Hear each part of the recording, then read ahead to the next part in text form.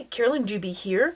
I am doing a stencil fundamental video for you today for StencilGirl products. Stencil I'm going to be using today is by Terry Stegmiller. Of course, I'll have links for you down in the description. And you just need something that you can put spray ink on. This happens to be an art journal, but any paper or fabric, anything that you can use spray inks with, you can use a stencil with.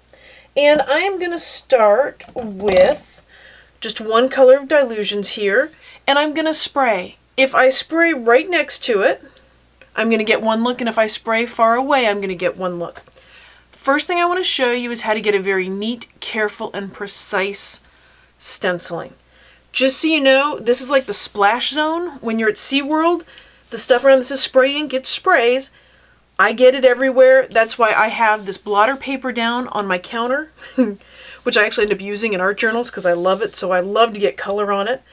If you are at all worried about this, do it inside of a box. Take off one of the sides and you can do your spray inking in a box, and that'll keep the spray ink from getting on things. So here we go with just one. I'm about a foot away, about 12 inches away, and I'm just giving it some light misties so that when I lift this up, you can very clearly see the design on that. So that's a very misty, far away kind of spray inking. Now I'm going to use the exact same color, but this time I'm going to go in closer. And I'm going to really get lots of it on there. It's much juicier, which means I'm going to have ink running underneath it. So you can see how I've got ink running around there. Well, what I also may want to do is grab a roll of paper towels and sop up any extra ink. Oh, that really absorbed in well. Very absorbent paper. So you can see the difference when I've sprayed in very closely. Things run under. The lines aren't as clear as opposed to this one where all the lines are crisp and clear. But why just do one color? You can do more than one color. So I've got this nice drippy, gooey stencil. I don't like to clean things unless I really, really have to. So I'm not going to clean this until I get to that point. To get ready, though, for the cleaning, I am going to bring over another page. I'm going to put it right here. I'm going to pull from that to do the cleaning of this, and you'll see why in a minute. I'm going to put some colors in here. I'm going to start with a different pink, and I'm going to kind of go from up here. I'm going to go with an orange, and then I'm going to go with some yellow. Oops, shot a lot of that. So I'm mixing three colors on there. And doesn't that look great with the color mixing? I did squirt a lot of yellow. It was runny, and it picked up some of the pink and filled in areas. But look how wonderful that is. So now I've got a whole nother color along some of those lines.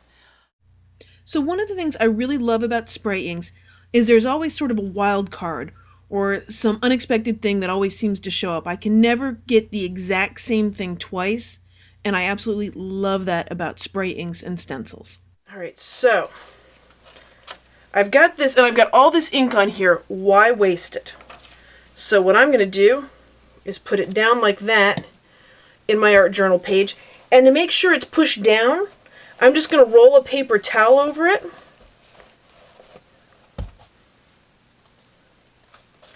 And now I get that kind of image with it. So, and there's actually still more on here. I could actually do another pressing of that if I wanted.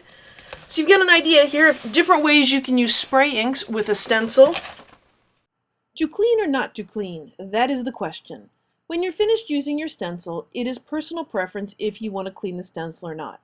I let all sorts of stuff build up on my stencils. Spray inks, acrylic paints, it all just builds up. Now, if you like things to be clean, an ink like Delusions is fantastic because if you rinse it under water, it just washes right off because it's water-reactive spray ink. But I let color just build up on it. I want my stencil to know that it is loved and has been used, so I let the color build up on it. Here you can see how I've let acrylic paint build up on a stencil. I truly let it all build up. I'd rather spend my time arting than cleaning.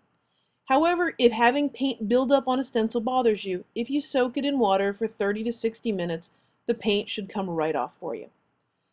I will say as a word of caution, there is one time when I actually do clean my stencils, and that's if I've used wood icing, modeling paste, gel medium, or any kind of glue with it.